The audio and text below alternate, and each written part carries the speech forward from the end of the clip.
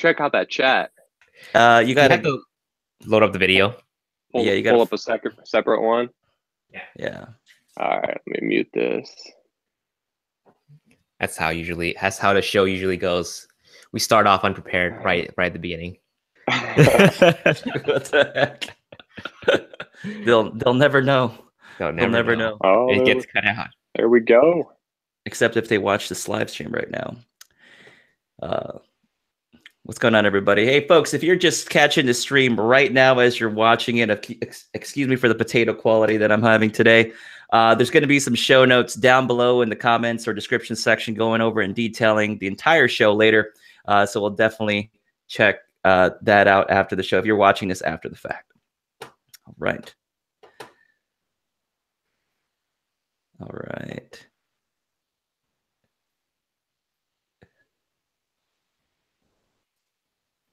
Jason Bong, Ross, did I get cut off or something? Are you guys there? No, you're good. I'm just focusing super hard trying to get these windows pulled up.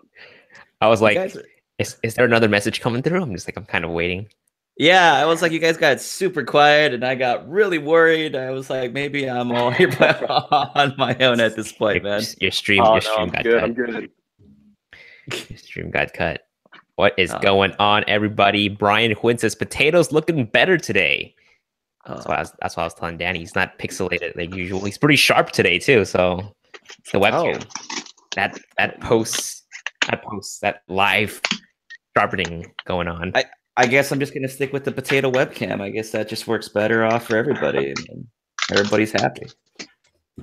I mean, if you don't tell anybody it's a webcam, I don't think they can tell. They probably think it's like the A6500 or something. Oh, of course, man. You just look at Jason Bong's footage there, and all of a sudden, like, what happened? You know? I know, right? Shooting with the FS7. That's why. Oh, okay. All right. I didn't see a new webcam, right? Webcam. Yeah, man. That MacBook webcam. Good times. I'm assuming the audio is coming through this. That's what I was thinking. It's coming out fine. I mean, no issues. It looks good. It's clear.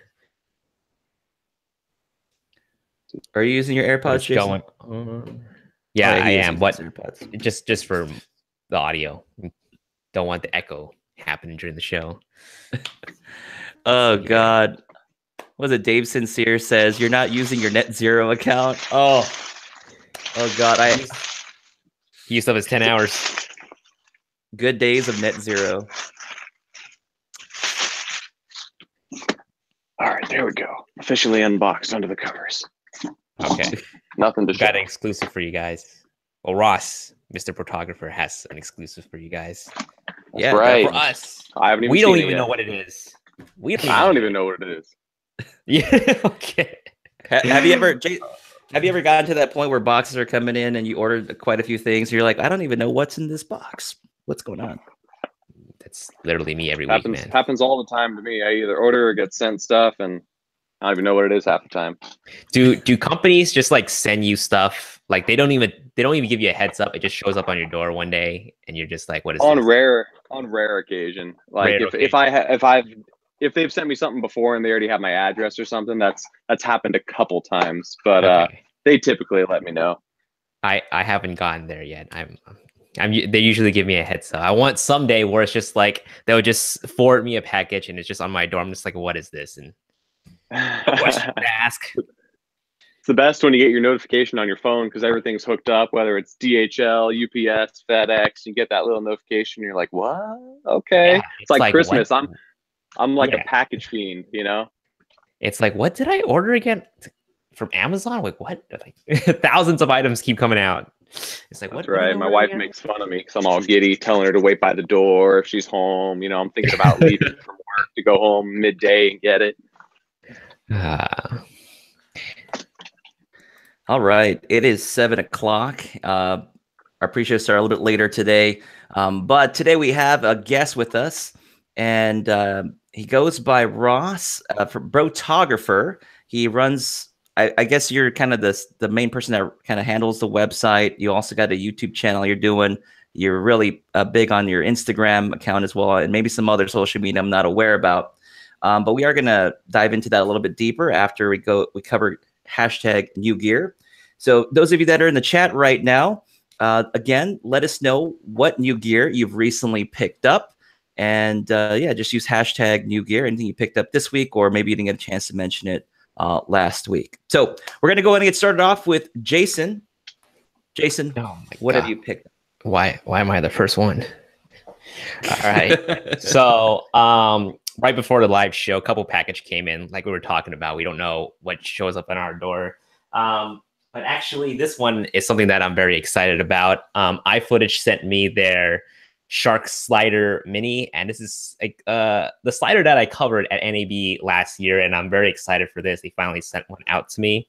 And what's cool about the slider is it's fairly small, and when you do the sliding motion, it's actually really smooth, because I'm usually bad at getting like smooth sliding shot. And this is thanks to the little flywheel right here that kind of controls the sliding, making it nice, smooth.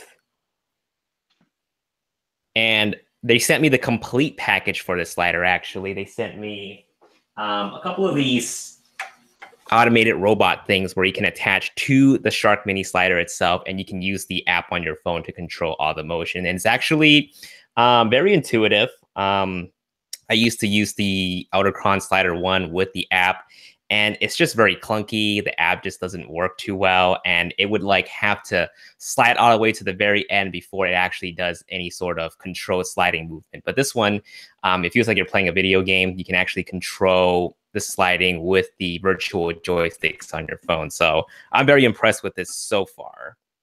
Oh, shoot. That's pretty awesome. Probably going to do like... That looks pretty cool. Yeah, I'm going to shoot the first impressions video tomorrow. And aside from that, this actually surprised me today. This is the half cage from Small Rig for the A7 R3. And what's pretty cool about this one is that there's a quick release on the bottom of the cage here. So usually when you put your camera on a cage, you would have to unscrew it on the bottom, right? But this one, you can just slide your camera in. Oh, come on. Get stuck.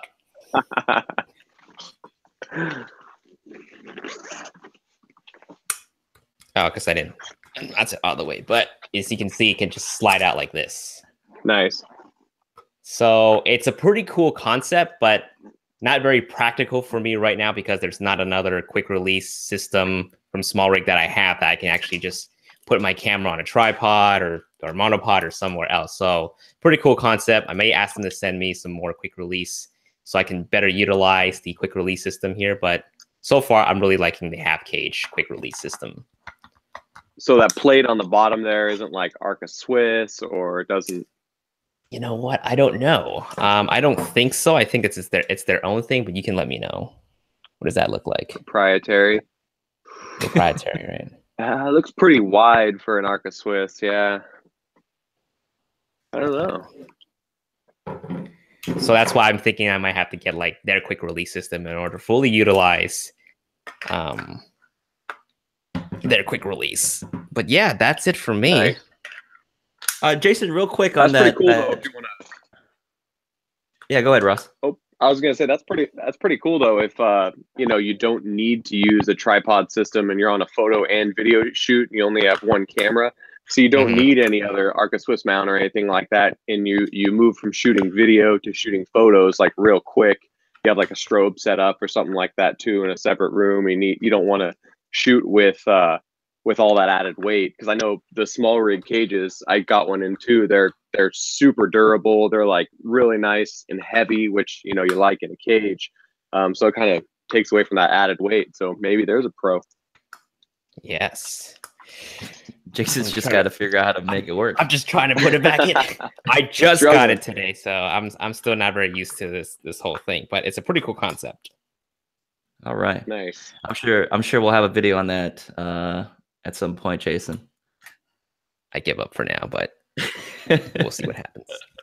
All right, moving on. Hey, Jason, just really quick, it just really dawned to me right now that this whole New Gear segment is literally just like in grade school when you do show and tell, and it's just like kindergarten.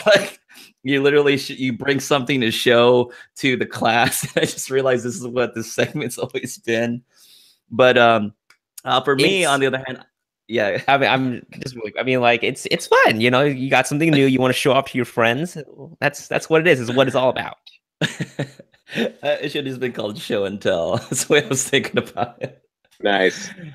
All right. Okay. So as far as on my end, I still haven't spent any major cash. Haven't picked up anything yet. I'm still itching on picking up a 24-70 G Master or even the 100-400 GM. So that's on my radar. I've got a lot of spring sports coming along, and it's in my cart. I'm just holding off. I don't know. Don't know if I need it. Don't know if I need it. I think I'm okay with my 2x teleconverter and 70-200. So that's me right now. All right, Ross, you've got the floor. What have you picked? Oh man, I also, which I forgot to mention earlier, I also got on a small rig cage. It was the full cage. Posted a couple pictures of it on my Instagram. I don't have it with me right now, but man, that thing is like a tank. I can load up a ton on there. Seems super cool, and I'm really excited to use it. My second thing I just got in and slyly unboxed here under the camera is the Mavic Air Fly More Combo. Oh. And it's the black one. So I typically fly unique drones. I've got the Typhoon H, the hexacopter, and it's crazy good. The quality is amazing. It's so stable.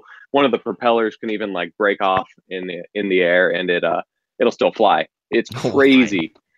But for portability's sake, I wanted to try this out. So I've never had a drone this small, so kind of stoked. So we'll see how that does.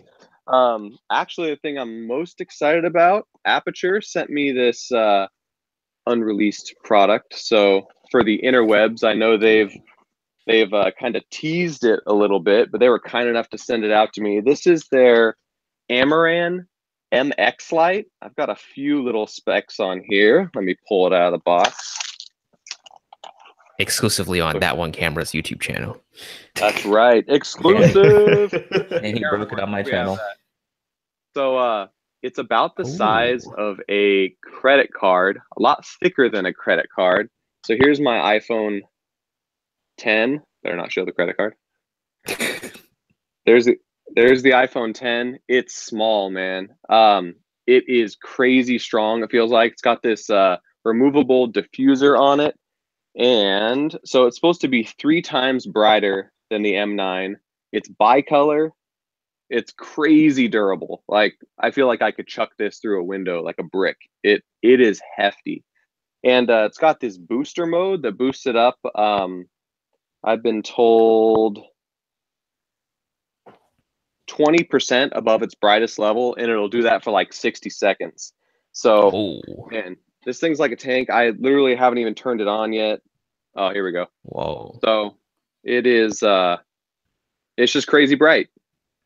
So, I mean, it's bright. You're blinding yourself. You're like, oh no. Yeah, man, this thing's crazy. So I'll turn that off. So you can charge that up, right? Or does it use a battery? No. It uses the internal battery. So okay, so you have to charge it up. Cool, warm. Yeah, you have to charge it up. I'm assuming it's got like a lithium ion battery in there. It's got a quarter 20 hole on the bottom. So yeah, just super excited to use this thing, and look out for it on my YouTube channel and also Instagram. I'll do a full review just because they were kind enough to send it out to me. But man, I could totally see this in my camera bag on top of a camera when I'm shooting video, on a 3-axis gimbal. I actually didn't expect it to be this hefty. They told me it was going to be built well. I kind of wanted to put it on a drone, but man, this thing, it probably weighs a full 1.5 pounds. It is hefty. So I don't know if I can put it on the new Mavic Air, but yeah, pretty cool little thing.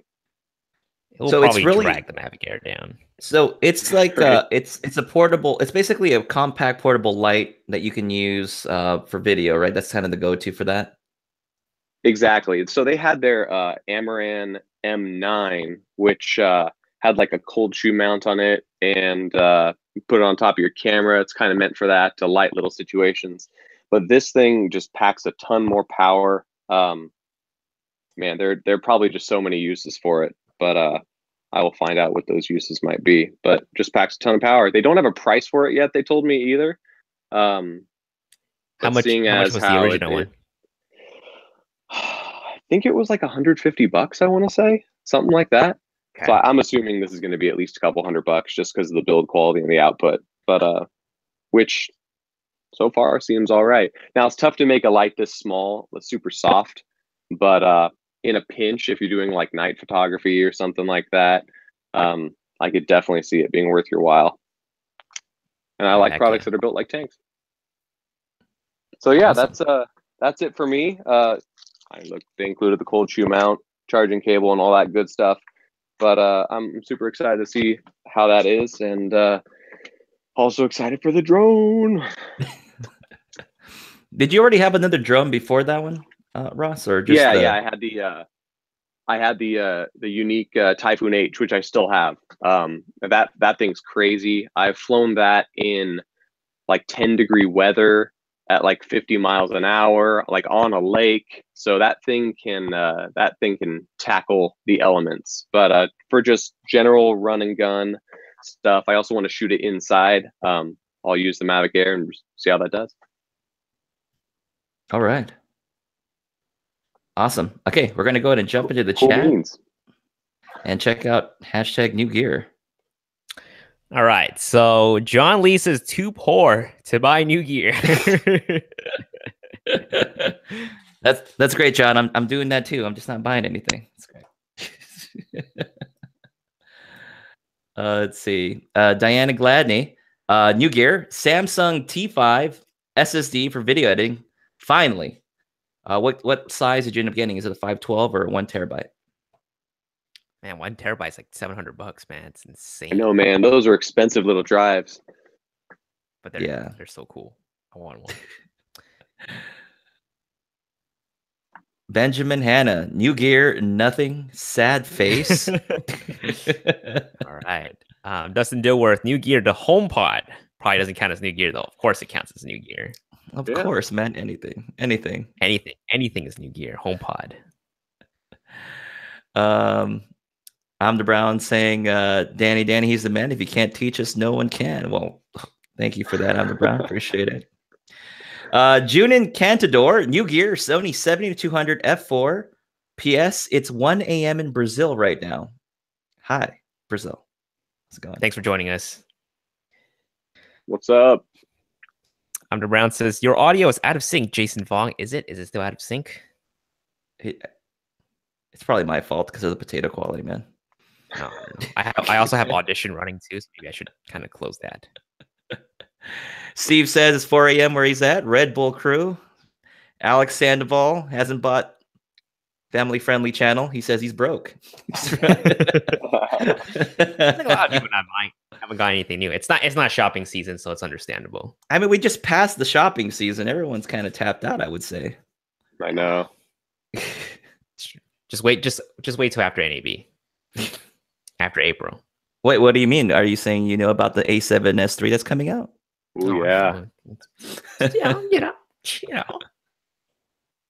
You let me know, just to get it from the back of your Sony truck, Danny. Oh, that's true. That truck that went missing. Tag the shooter, new gear, Crazy Creek basketball chair to sit on floor while shooting basketball because my leg went to sleep and I could not stand out completely. Oh, nice, man. Are those I literally just saw that the other night. I was watching ESPN, saw one of those photographers. Are those like soft padded chairs that you can like sit back on while you're sitting on the floor on the baseline? Ooh. Yeah. Definitely. I'm assuming that's what that is. He'll let us know. Us know. See here, Gatto. I can't pronounce this. Gatto Delix Projects. New gear, Sony a6500 with the 18-105 f4, Sony 16mm 1.4, the Makey battery grip for the a6500, the Fei Tech A2000 gimbal, and the Lenovo Yoga 720. There we go. That is gas right there, man. Oh my goodness. Out. That's full blown. That's a full blown production right there. Absolutely. What's the Yoga 720? Is that one of those laptops that like flips into a tablet? With a name like Yoga, I think so. I hope so, because 720, right? The 360 is a full circle, right? I'm guessing that's the name of the invention. I do hope it's the case. Oh yeah. You're probably right, man. I'm not good at math. Michael Mistro dropping $10. Thank you, Michael. Really appreciate it. Michael. Let's see here. Noah says I'm still broke. Adrian says new gear. The Godox X Pro S trigger comes tomorrow. Nice. Wait, that's for Sony, right? That's the one that shoots with all the Flashpoint and Godox, and I think that's the one that tells you when you're shooting in TTL, it pushes back the actual power output to you, so you can then switch it into manual. You'll know how much power the last shot got, so you can switch it into manual and then get that consistent exposure that you had on the TTL. Whoa! It basically kills the ProPhoto B1. Like it just kills it. That was like the only feature left over from the B1 other than build quality. So I've been wanting to get one of those for a while, but honestly, I see no reason to go grab the ProPhoto after getting that in there. Oh, that's great. I might pick one up too. Because it's tricky. You shoot TTL every time, and you don't like. I was like, what was that setting again? It's inconsistent. So that's good to know. Photographer dropping that knowledge. Casper 711024 says Sony 400mm. That doesn't exist yet, but we'll talk about it. Or it's not out yet. It exists in his dreams. No, just in my dreams. Tag the Shooter's egging me on to get the 100 to 400. I know he's got one. I am really itching for it because of spring sports with like baseball. We got track and field. So yeah, I'm itching for it. Dude, have you tried the Tamron 1 to 400 or the 150 to 600? I have not. Is it going to work well with Sony, man? It's not bad. It's I mean, you can only shoot in 3 frames per second. You probably want more. I wonder how maybe Sigma doesn't have a 100 to 400. They have a 100 to 400, but it's not. Yeah, they do. But it's not like a sports series. I think it's like a contemporary or something like that. Yeah, I think it's contemporary. Exactly. Yeah.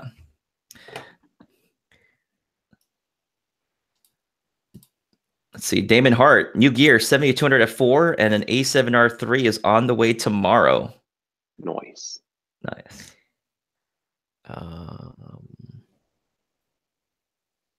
Hey Noah, I'm in California. So are these two guys, but it was like 70 degrees here today. What was the temp down in LA, Jason? It was like, yeah, pretty close. Like, actually, it's like 65-ish here in LA today. It was pretty cold. Oh, really? Yeah, okay. the temperature dropped significantly.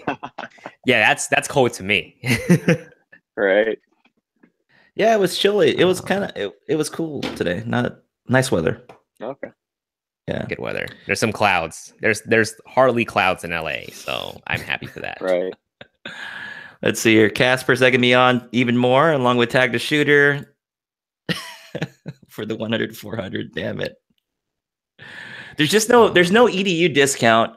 So right now with the EDU discount, I can get like a couple $100 off, but the 100 to 400 just doesn't have an EDU discount, so I'm definitely have to drop 2,400 on that lens. Wonder where that is. Yeah. Patrick Romo says new gear Sony A7 II. Hopefully you got that at the 1098 deal. Photo Miai, new gear, use Flashpoint Streaklight 360. Brian Huynh says recently picked up the Zeiss 24 1.8 and the Helios 44-2 for my A6500. Nice. Richard Olivier, new gear, Sony grip extension, the GPX-1EM. That's that little tiny grip that just hangs on the side, right? Here you go. Oh, snaps. How do you like it? Man, we'll talk about it later. I love it. I mean, we'll talk about it later. All right. Okay. Oh no, actually, he can talk about the grip. I guess we talk about the Sony later, but oh, okay. Yeah, the grip's nice, man. I hate it without the grip. My pinky's always falling off. So no, I really like it, because I don't want the battery grip give it that extra height, but the pinky grip's nice. Do you find that it taking away your 1/4" 20 on the bottom to be kind of troublesome? You want to mount it on a tripod? I never use a tripod, to be honest. The one thing that sucks though is the Peak Design clips. Yeah, that's worse for me. So in that case, it does kind of suck. But if I'm gonna carry it around, I'll just use a strap instead. cool. Okay, I think we're going to go ahead and jump. What we'll do right now is we're going to kind of hit up the news topics pretty quick, and then we'll talk with Ross and kind of get a little intro on him and have a discussion with him using Sony Mirrorless and using Canon and figure out kind of what he does. But let's go ahead and target some of our news topics today. We're going to be looking at the mysterious Sony 400mm F2.8 G Master that was spotted at the Olympics. There's also Samyang, which is releasing, I think, potentially an autofocus lens. I guess these are rumors, I guess, in this case. There's also the Fuji XH-1, which I have not been on the radar in. Hopefully you guys have kind of heard about that. But it's a cinema-focused Fuji camera. And then Sigma is dropping another ultra-wide lens, a Sigma 14-24 F2.8 Art series lens. So we're going to quickly take a look at those news topics today, and we'll go from there. So this was just posted today on Sony Opera Rumors. There was actually a photo that Andrea had posted showing the backside, someone holding the Sony A9 with the battery grip with the 400mm onto it. I'm assuming it is the 400 2.8 based on the look of it. Obviously, all the tags were being covered, but it was definitely being used at the Olympics. So, with no hood. is there? There's no hood, right? Yeah, there is none. Yeah, no hood. So if you haven't seen the photo, it just looks really interesting. But I'm guessing they're using it. What's that, Jason? Go for it. No, I'm saying they're using it to get all these promo shots. So when they push out the lens, all these Olympic shots are going to be ready. Yeah. I'm still surprised that it's going to take them into like September. I thought they would have had like more working copies for the Olympics.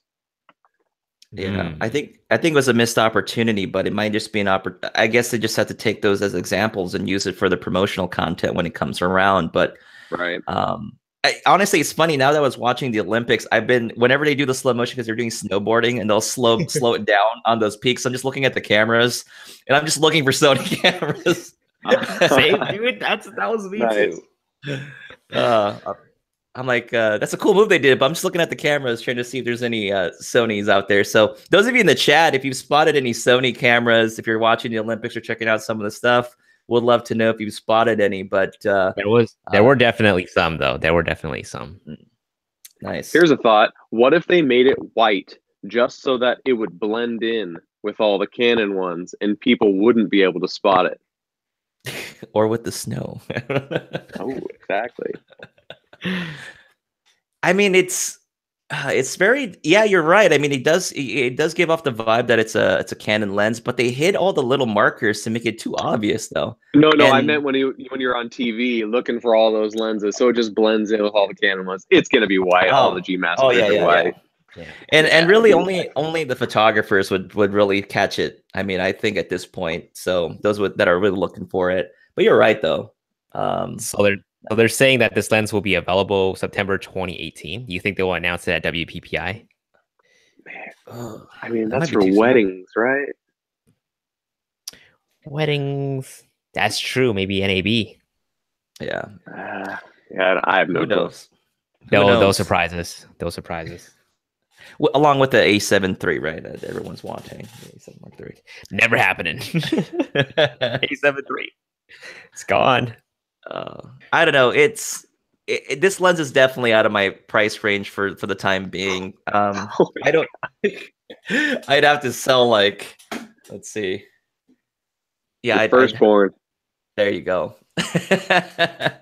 Actually, that's a really good question. What's the most expensive piece of like camera gear you currently own? It could be equipment or just like camera gear. Like, what's the most expensive thing you've got?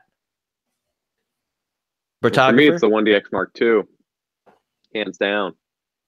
Did you get that right at the get-go, at the beginning? Yeah, it was like a month afterwards. Jason? Yeah, probably the A7R III because I never got the A9. Otherwise, that would have been. If I had the A9, that would have been it. So it's the A7R III. Yeah, for me, it's the A9. Man, dropping 10K. It's definitely gonna be more than 10K. I think it's gonna be 15. Yeah, for sure. I don't see it. I don't see it any less. And again, those of you in the chat, what's the most expensive thing camera gear wise you personally own? It could be assistive gear that you use for your own stuff, but would love to know. I'm assuming the A9 is kind of where it's at for some of you guys. But man, it'd be much cheaper if I was on the Canon side still. I could get me a 400 2.8. There's a couple of options out there. Mm-hmm. Yeah, Sigma's got that 500 f4 too. Have you had a chance to use it? I haven't. They offered it to me to test out, but I have no what am I gonna do? Like shoot inside right now? No, I actually want to take it somewhere and actually test it out. But I've heard it's really nice. I really want to test it on the A9 and shoot with it. I just got to do a rental from Lens Rental or something when I get a chance to. But right. maybe for track and field, it's 500. We'll see.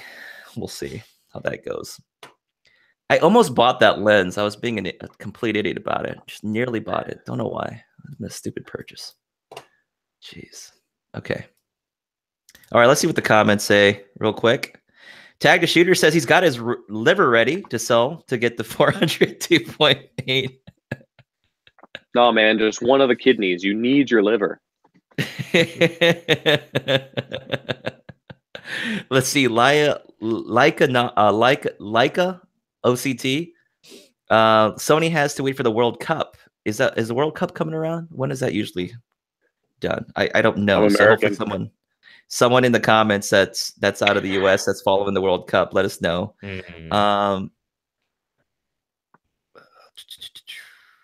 Casper Tactic Shooter says A9 the most expensive. Patrick Ramos says Sigma 35 Art. Just wait until you have to buy a camera. Rai Uemura, until this morning, the A9. Oh, dude, those A9s are coming down in price though. I've seen a couple of used ones that I saw one that had a shutter count of 12 for 3,500 the other day. Wow. That's what stings, man. That's what stings about it. It's coming down fast. I'm surprised. Mm-hmm. Yeah, it really is. I think it took like 6 months for me to. I actually bought my A7R2 used back when it first came out, but I think like around 6 months after it became like $2,400 used or something. So I swooped the one up. Yeah, I got mine for like 25. Same thing. Yeah. Oh man. I know B&H Photo, their used department was selling some really very lightly used A9 for like $3,750, and this was like a month ago, maybe 2 months ago. Nice. And well, they're gone now, but I was just like, wow, this camera had just been out. I mean, it happens all the time, but the fact that the prices have hit really low in a matter of a few months is incredible. But I think that kind of speaks to Sony's camera cycle as well. Like, for instance, the 1DX Mark II, it just came down $500, so you're at like 5,500 now, and we're almost 2 years here. But Sony's just really, and I assume that people don't expect Canon to release the 1DX Mark III for at least another 2 or 3 years. But with Sony, everyone's just always looking forward, and so I'm sure it affects the used price a little bit. That's true. Yeah, that's a good point. That's a really good point. Folks are saying the World Cup is coming down in the summer. I would hope by then maybe Sony will have some more units available for testing. So maybe we'll start seeing actual production units closer to that time frame, potentially. Nice. Yeah. A9 Mark II coming soon too. Oh, what would be the insanity if an A9 Mark II got released in the summer of this year? That would be bonkers. I don't know what I would say. It depends what it had. What are they going to do? 4K 60p? I mean, 120. I know, right? I think they should just go buck wild and give a camera raw in video. A7S3 is the only one I can see at this time, but right. Let's see here. A9 Mark II, but with picture profiles.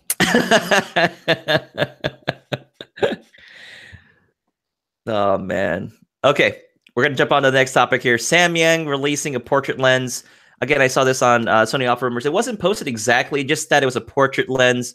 Samyang already has some autofocus FE lenses. They have like a 14, a 35, and a 50. And I'm guessing it's going to be an 85. I think it's going to be an 85 1.4. Price will probably be around $600 to $700 is what I'm guesstimating here, based on the other lenses, maybe slightly more. Ross, have you had a chance to use any of these by any chance? Any of their AF lenses? Not one, not a single one. Nope. I've heard they're like at like 75% of the sharpness of like a Sony or a Batis lens or something like that. But no, I haven't had a chance to test them out. They look all right. I just always tell myself I deserve a little bit higher priced lens. Yeah, that's what I hear too. The sharpness is definitely questionable from these lenses, which is a shame because they make some really kick butt cine lenses. Yeah, the Zine series. Which apparently a director used to shoot some of Taylor Swift's new music videos. Oh yeah, okay. I saw that. Yeah, right. Not the music video, but I saw the photography thing or the video thing. I have the Rokinon or the Samyang 35 f2.8 autofocus one, and that one's okay. This autofocus is slow, but I usually just use it for when I need a wide shot, a wider photo with my full frame camera. So I've been pleasantly happy with it because of the price. Now, if it was a much more expensive lens, I'd probably be bothered by it. But right, I feel like with all these crazy sensors that Sony's making too, me going into it knowing that it's not going to resolve that much detail is a big factor for me. It's like I got this 42 megapixel camera and I got this lens. It's just going to be like, meh. All right, I could have just bought a like an A7 II and resolve the same amount. So, no, good point. You know what? Speaking of getting high resolution out of your cameras, Sigma has just announced a 14mm, 14 to 24 millimeter zoom lens, F2.8 Art, that is stated will resolve up to 50 megapixel cameras or 50 megapixel sensors. We won't know for sure the quality of it because it hasn't actually been tested officially. It does potentially compete with Nikon's own 14 to 24. And what happens now to Sigma's 12 to 24 f4 Art? I'm just curious about pricing. I mean, that's an f4 lens. So, Ross or Jason, your thoughts on that? Man, if there's one company I believe when it comes down to their resolving power, it's Sigma. At least their prime lenses that I've used are just crazy, and we act like we know what we're talking about when it comes to the resolving power of lenses. Sometimes we're like, yeah, I can definitely see the difference, but some of the time you honestly can't see the difference. But with like the 85 compared to Canon's 85 1.2, I mean, it's noticeable how much sharper those lenses are. The 50, the 35 was sharper, but it wasn't as noticeable as the 50 and the 85. The 135 is crazy. So, I mean, I believe that it's going to be really high resolving. 50 megapixels. I mean, is it going to resolve 100% of the 5DSR or the 5DS? I don't even know if that's like mathematically possible. It would have to be a piece of glass like from outer space that's flawless. but Elon Musk brought it back, but yeah, they're going to get close, I would imagine. Yeah. It's also like a near zero distortion for this lens, right? Right. And that part of it's honestly kind of cooler to me than the resolving power. I'm looking at the 15mm from Laowa right now, and compared to some other wide angle lenses, it's definitely noticeable the amount of distortion that it has compared to some of the other zooms. And so to actually see something that wide with no distortion would be really cool. Yes. It's a trend now. It's becoming a trend. That's right. I'll leave it to Sigma to do that. That's a very interesting lens. I'm just waiting for their FE series from Sigma. Oh, I know.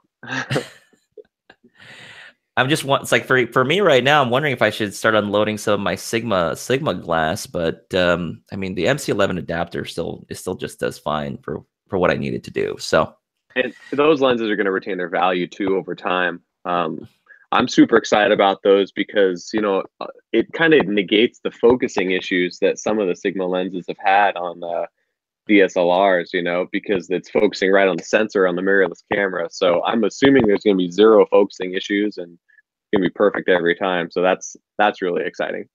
Yeah. And you've had a chance to go ahead and test out a handful of these lenses. Are they lenses you have right now, Ross? Like some of those Sigma lenses? Yes. So I've got, oh, no, not the Sigma ones. I sent those ones back, but I've tested the 35 and the 50. I tested the 135 on the A7R2, and that was nice. I've tested I kind of count Sigma and sort of Tamron in the same class now. So I've tested a 90mm, the 24 to 70 G2, 70 to 200 G2, and 150 to 600 G2 on the A7R3, and they're really nice. Awesome. You've done a handful of tests, man. Yeah, I mean they're not the most scientific tests in the world. A lot of focus tests.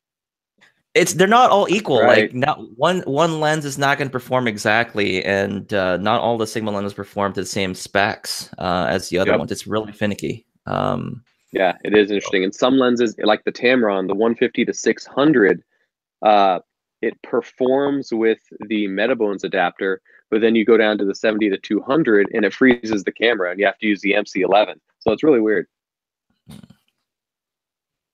Got it. All right. Let's check the chat real quick and see if anything happened. The Brown dropped $15. Thanks. The Brown says he's got to run. He'll catch the rest of the show tomorrow. Thanks, man. Thank you. I'm the Brown. We'll definitely try to work on those sports videos you were asking about, the Brown. Okay. Let's see.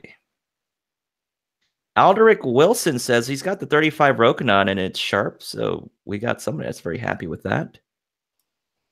Let's see. I think that's about it. Okay, we got the last thing we're going to go over really briefly. It's I don't know if this was on your radar or you knew about it or not, but it looks like the rumors of the Fuji XH-1 looks to be about what it's coming out to be. It's a cinema focused Fuji camera. In terms of size, the comparison they were showing, it was similar to like an A7 body.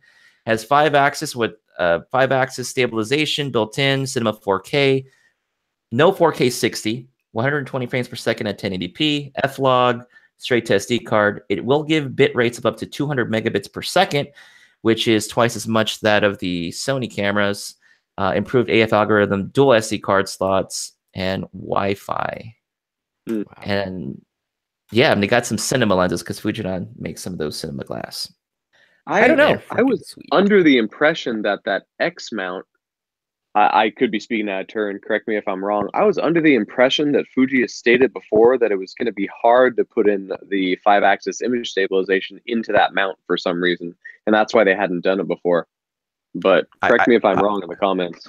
I heard that. And they said that it was not as effective as putting it into the glass. Right. That's competition. Right. Exactly. But who knows? Maybe they figured it out. Yeah, that could be it. But I really think they got called bluff. I think that's what basically happened.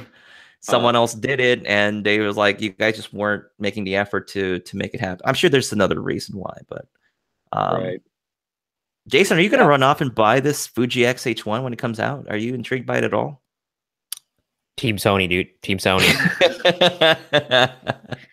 Everything is just going over my head right now. I'm like, Fuji? I'm like, I don't know.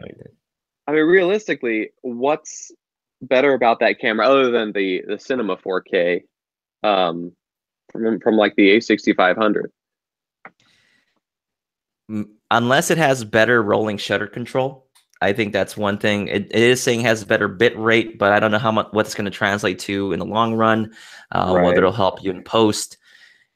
But this is, well, that's kind of like I'm assuming it's kind of like their top tier camera anyway. So I expect a dual card slot. expecting improved AF algorithm, they have a log profile on there. So I don't think it's going to be a camera you're going to just jump and leave your current system. Sure. I think that's the case. I mean, if you're in the Fuji camp, I think it's great. But I mean, if you're in Sony or Canon, are you just itching to jump to Fuji right now because of that? I don't know. Right. We're going to play catch up here, I think. And if you're running like an XT2 and you want like a little more video dedicated camera, it's probably something that you would think about. Yeah, exactly. I mean, like they have the Fujinon lenses for the Sony cameras too. So if you wanted those lenses, it's available for the Sony mount. Oh yeah, that's true. They have them in the E mount. Okay. All right, that's Fuji, man. I don't own a Fuji camera. Ross, you? Okay, not Team Fuji here. I used to have one of their little X100Ss, and I really liked it. But the AF back then just wasn't very good, so I got rid of it. Okay. All right, Ross, we're going to go ahead and jump into our little Q&A here with you, just something really casual.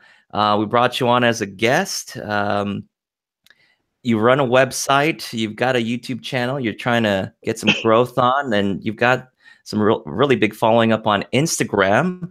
Can you share? I know, crazy. Beast. I don't know how that happens. Can you share a little bit about actually what you do? You just kind of give us a rundown. Oh man, well, currently I'm a fitness gym owner. My wife and I used to be a software developer actually, and my wife and I purchased a gym, man, like 100 days ago. I thought you were gonna say yesterday, and I was like, "Oh crap!" Okay. No, man. No. I would have been bloodshot eyes and no sleep, but still basically that way. But yeah, we purchased a gym, so I'm currently a gym owner, entrepreneur, 3 times over full time, and I've always done the Brotographer on the side. I don't know if you want the backstory. Yes. Yeah, actually, one of the questions is like, how did you get the handle for Brotographer? I'm assuming it might be related to fitness or not, but I mean, I don't know. Oh no, I'm just into puns, and so I just thought of it one day, and I'm a dude, I'm a bro, and so it just kind of made sense. And Brotographer wasn't available at the time, so I took the Brotographer, and kind of a little bit more official, anyways. Brotographer eventually came up, and I swooped on that in a heartbeat. So I started it was like 2016, I want to say. I used to be a software developer, and I've always done stuff on the side. I ran a t-shirt business for a while and said I just want to do photography and video full time. And in this day and age, especially where I am, like I'm up in the North Central Valley. Danny, you're down in the South Valley. There's like 1 million photographers. You know what I mean? And that's great. But you know, every stay-at-home mom, I feel like, picks up a camera, which is amazing. And so there's a lot of competition in the area for portrait photographers. And so I kind of looked at that and said, I want to do something a little bit different. I love portrait photography and take pictures of my kids, but I also love sports photography. I like a lot. And so why don't I just start a blog? And you know, people told me, oh, there's 1 million blogs out there. You know, what's going to separate yours? And honestly, nothing in the beginning. I just started doing it just to do it. Wrote reviews of the things I had. Started an Instagram. Didn't really focus on YouTube at the time, but I kind of just I like 50-50 gear and photography and content and video. To be perfectly honest with you, probably, you know, just like you guys. I love the gear too. So, you know, even when I was small, like 5,000 Instagram followers, started reaching out to companies saying, I'd love to review your products, just love gear, want to, you know, show an audience something. And I just wanted to show an audience as I learned more what I was learning. Like, I've never claimed to be a pro. I'm still not a pro. I'm like a serious amateur, really serious amateur, but just kept pushing out content and kind of turned into this today. So now I bought a business with my wife. We're, you know, rebranding, and I'm kind of melding the brotographer world into the gym world, and it really fits now. You know, I'm in a gym atmosphere on the daily. The gym we own is not like a real meathead gym. We do like group fitness and Pilates and bar and personal training and all that good stuff. So it's not your typical like pumping iron, get swole gym, but it's still fun for me.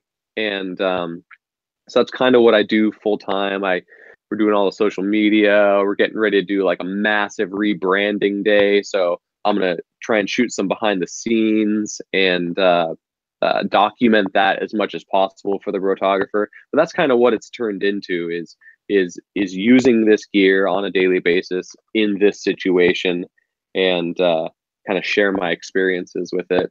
And that's kind of the story of the Brotographer. Yeah. So would you say currently for you, the gym, when you guys got it about 100 days ago, how soon did you guys open it? Was it already running? You guys just took over? What ended up Yeah, it happening was with an that? established gym. They'd been open for many years doing Pilates, expanded, and started doing like group fitness as well. We have three separate rooms in the gym, and so we bought the existing gym, had members. We have about 200 members in there, and so yeah, we took over. It was a crazy couple months, learned the ropes, and as an entrepreneur, you're kind of fed to the wolves immediately. So surrounding yourself with the right people. I have great family that's helped out along the way, but it's just been a learning process. How has it just been trying to balance everything? Is it the support that you're having that's helping you alleviate that, or it's just like you're just just do what you can? Like what's getting you going? Oh man, you say you're trying to balance things, but you're just trying to keep your head above water. To be perfectly honest, my in-laws live like 6 miles away, so they're really close. They've been amazing in helping. I have two little boys, 2 and 4, so they've been just missing their parents a little bit as we start this thing, but grandparents have been great. Mainly just family, and yeah, family, man. That's how you balance it. You just work as hard as you can. Typically, you put in your 12 to 14 hours a day, and you do your best to balance family time and work time, and just take that family time as like whenever and wherever you can get it, and just keep pushing away. So do you see the stuff you're doing, the photography and the media, is the gym aspect something you're seeing yourself go towards more right now, or the media side of things, or you're just kind of blending and you're using the media skills you have now to help with the gym and get publicity for it?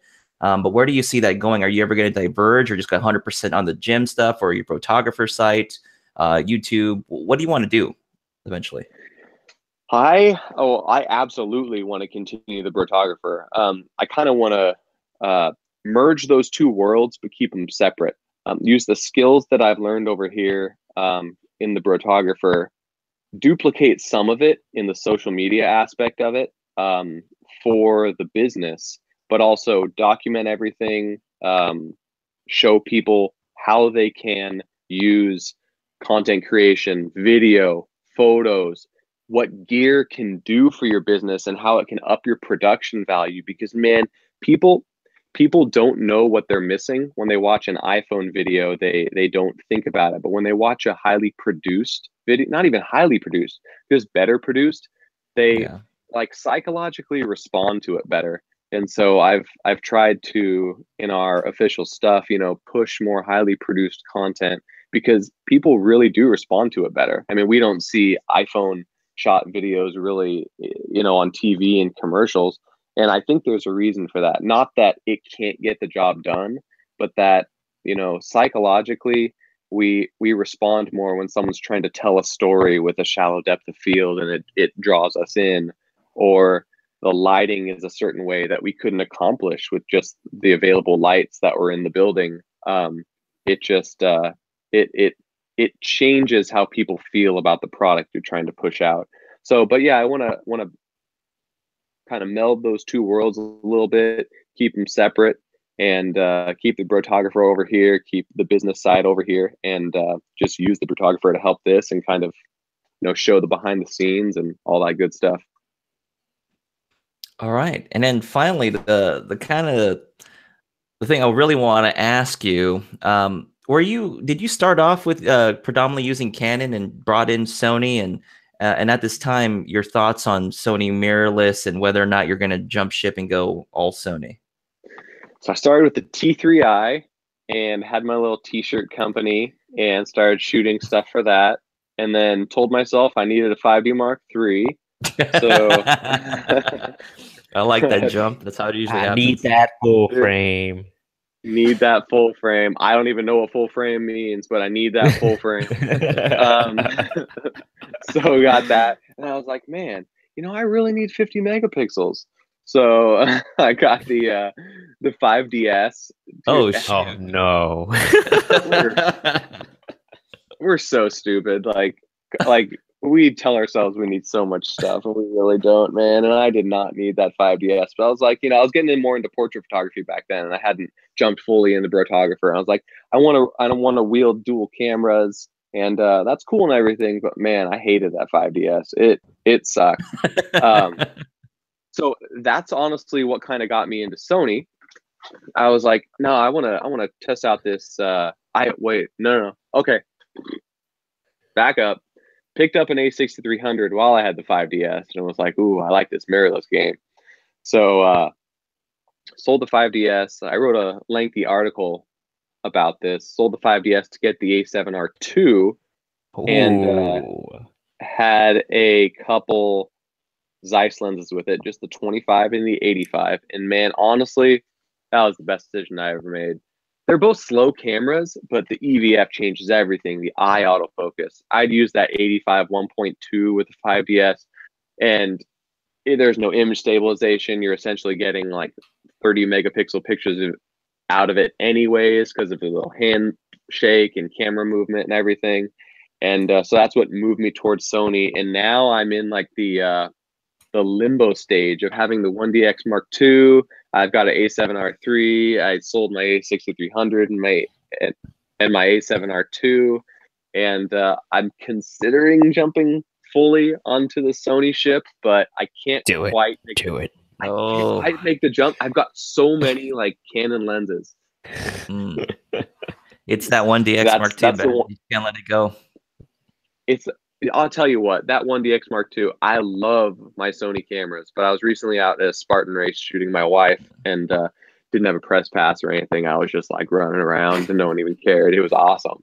And I brought out like a 150 to 600 with me, and I'll tell you what, like being able to just not worry about the weather resistance, like the ceiling, being able to just, I know the autofocus is great on the A7R III, but just hold it down at 14 frames per second. There's just something about the reliability. Even though I rely on the Sony, there's something about the reliability in addition to that lens selection that just keeps me there a little bit. To be perfectly honest, I use my Sony cameras probably 80% of the time. But that's what keeps me in the Canon camp just a little bit. Oh, man. Are you using your 1DX Mark II, that 4K 60p? Are you able to take advantage of that? No. I need a much better computer. I've got like a 2015 MacBook Pro, and it can't handle it. You have to transcode it into ProRes, and I'm way too lazy to do that. So I've been recently trying to match the color from my Canon and Sony, and I can just about get everything except the yellows, like in a TRX strap, for instance. I can't quite match the yellows without like an additional adjustment layer, but I might start using that 4K 60 here in the next month. But no, that is tough. It's 800 megabits a second. Like, it is crazy. So, oh my goodness. It's tough, but no, it's beautiful. It's super easy to grade because it's just such a high bit rate, but it just taxes your computer so much that it's nearly impossible to play it back. You kind of just have to pick a frame and grade that frame, and then if the rest is kind of like a constant scene, it'll be good. But the Sony is just such a joy to use in video. If you're not needing to shoot 4K 60, The 120 frames per second is amazing. Everything's amazing about it. And I use that 90% of the time because of it.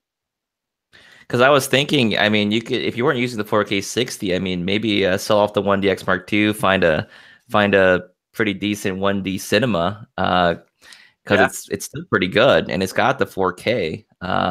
It won't break the bank as much as the 1DX Mark II, and you want that durability. You want that durability. I know what you mean. That thing they're built like a tank, and man. You can just start swinging that around if you wanted to. But with the Sony stuff, I mean, yeah, they're a little bit more weather resistant now, but I still couldn't see myself using it in a downpour when it's kind of wet, raining. You got to cover it. But no, totally get you on that.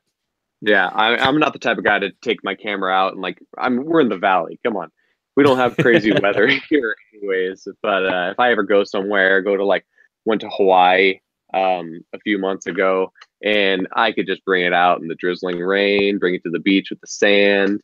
There's something about that reliability that's awesome. Took my Sony everywhere else, but the 1DX Mark II is it's a whole different beast that you don't really understand until you kind of get your hands on it and feel that security out in the crazy conditions. That's the reason why I look at one every now and then and put one into my cart and take it out. You gave up that Canon life, Danny. I was looking at one today. I was just checking prices, seeing how the price was and whether or not I wanted to change everything and sell off all my Sony gear. Oh no, we're gonna lose you. Don't do that. Don't do that. Nah, I mean, Sony would be like, good riddance. It's that 4K 60p I just chase. I don't even need it. It's just something there. And Canon, man, I don't know what they did, but just hang on for the A7S III, man. At 4K 60, man. I'm feeling it. The A9 should have had it. Sony has to do that. I mean, they have to, right? Yeah. 5-minute recording time until it heats up. You get to go. What about that? The H.265. That codec, right? It's supposed to be more compressed, but it still retains really good quality. Is that what they're promising on or is that what's being rumored, or what? I don't know. I haven't heard that, but I know it's like a third or a fourth of the file size. I could have sworn that's what the Samsung NX1 used that, and that thing recorded 4K, I think 30 right out of the get-go early on, and it was doing really well. I don't know the science behind it, but I wonder if that compression generates heat though. But I don't know if it has. That's a good question. If it has to work harder to compress it into that format to save space, to make it smaller. But that's the thing. I mean, they have time. I mean, maybe they can figure a way out to dissipate some of that heat, but who knows? I'm cool with a little bit bigger body. Yeah. I'm fine with that too. If they made the camera just slightly bigger, I'm cool with that. Yeah. I think they'll probably keep it the same. Just to keep everything very cohesive. I don't know, built-in fans, they'll think of something. Right. Just you know what? Open it up and say it's not weather sealed. Yeah. All right, man. That's gonna do it for us. I think we'll take questions for the next 5 minutes. If you have any questions at this time, feel free to drop it into the section there for us, and we'll see if we can tackle it next 5 minutes or so for any of us or for Ross as well. And again, we want to let you know, thank you for joining us for our live stream this evening.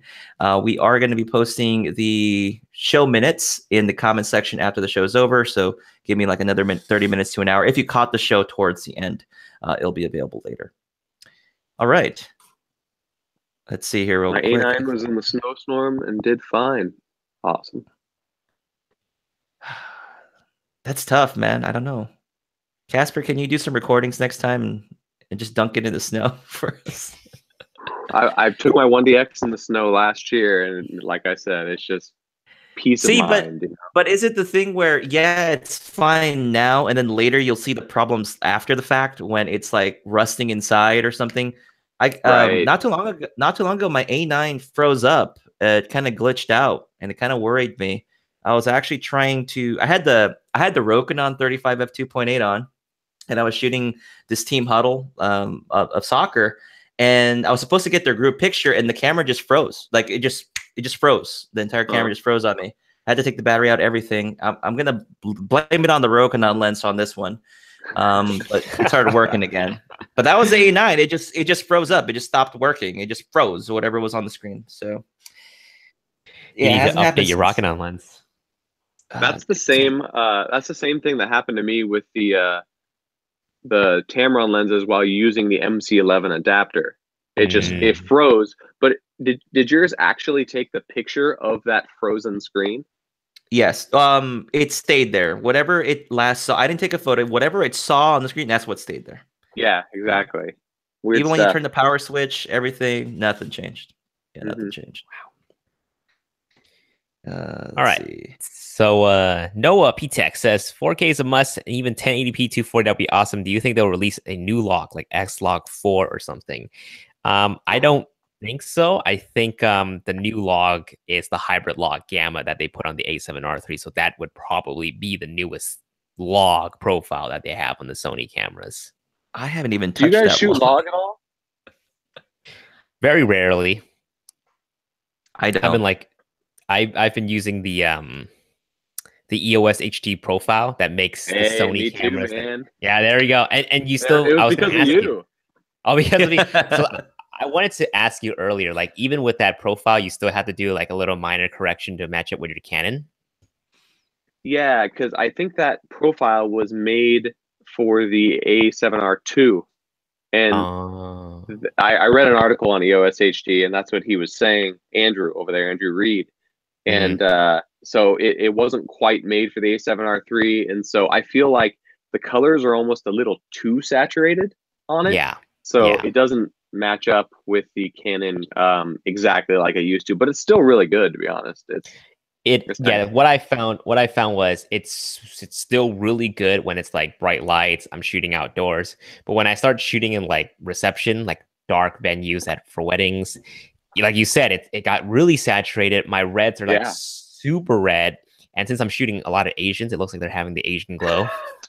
So that didn't work out too well. So I've been beating myself up trying to like color correct the footage from the last wedding that we've shot. So, but other than that, I mean, okay, take a look. I'm going to release a video where I tested the 70-200 and 24-70 Tamrons. And the very first part of that video I shot on the Sony, and it's exactly that. It's inside. I didn't light it very well. I don't even think I had like lit it with any lighting at all. I just shot it.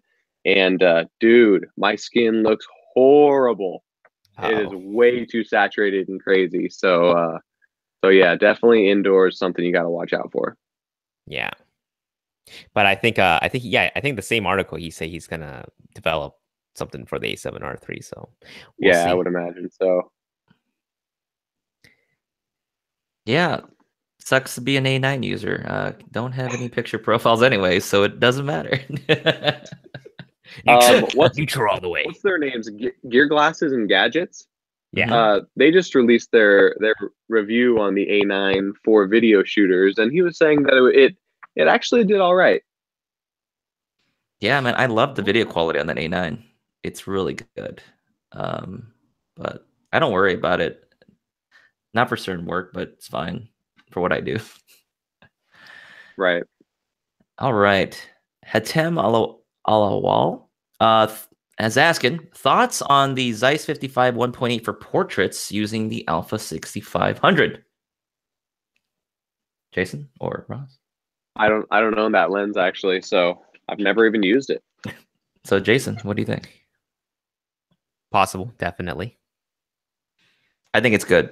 That Zeiss 55 is really sharp, and you're going to get an effective focal length of about 80. You're going to be around that effective focal length, so yeah, I would say it's not bad. It's a good choice. Right. When you go up to like 85 and it becomes like 127 millimeter on that Alpha 6000 series, I think it gets a little bit too long unless you have image stabilization. But 55, I would imagine, is pretty good. Oh, Casper say I had the 100 to 400 and the A9 in the snowstorm, and everything is fine. Don't be afraid to use your gear, dude. So sketchy. Oh man. Hey, you know what? Just get insurance. I've got insurance on all my gear. Go use your gear. Live your life. I'm still rocking no insurance right now. Oh, are you and serious, I dropped man? my camera. And I dropped my camera the other day. Oh yeah. But not as bad as Sydney though. His camera got destroyed. Well, didn't his lens break? Was it the 10-18? Lens broke, 10-18, camera broke. Oh, it was bad. Man, you got to get insurance. It's so easy. It's so easy. Shout out to my boy Drew down there in LA at Liberty Mutual. Give him a call. He'll hook you up. Man, all right. It's super easy. It's super easy. You can go through like your renters or your home insurance. You don't even have to get like a separate policy. It just up my mortgage by like $50 a month or something like that. That's not too bad, especially with all that gear we're rocking. Yeah, exactly. It's not bad at all. And you know what? You can get some really good policies out there. You can be like international. You can just like chuck it against a brick wall. You can have some dude steal it. It doesn't matter what happens. They'll replace it. So. Okay. All right. Damon Hart's asking Q&A, what is the best wide angle FE lens? How wide? That is true. Just pick one out of the dark. What?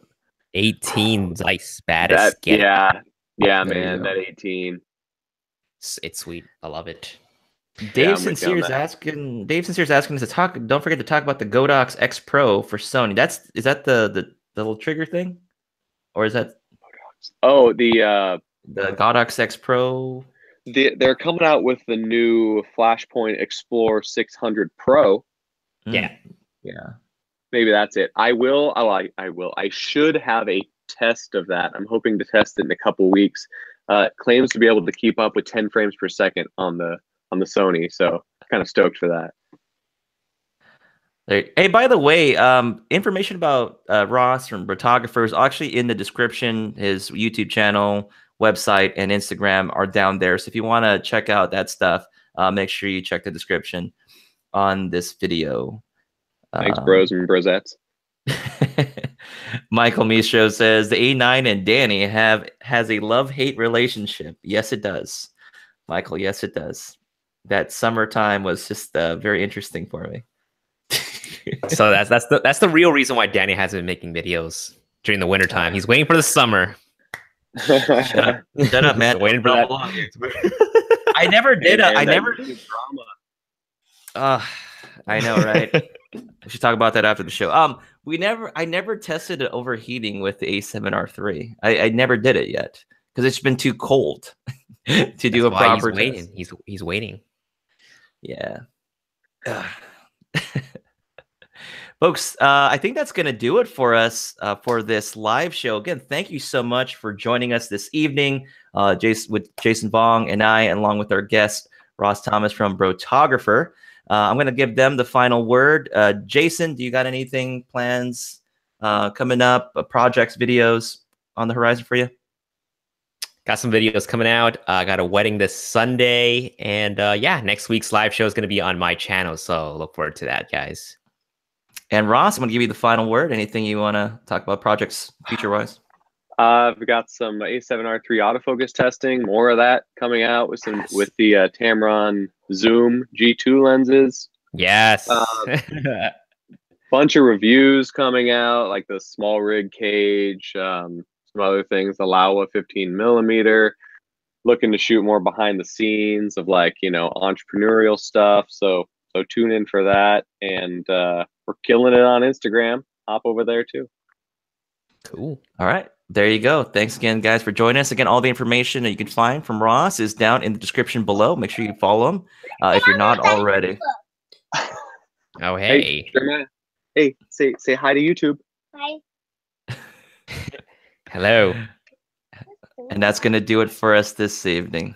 Thanks, guys. All right, guys. Thanks for having me. Peace. Bye.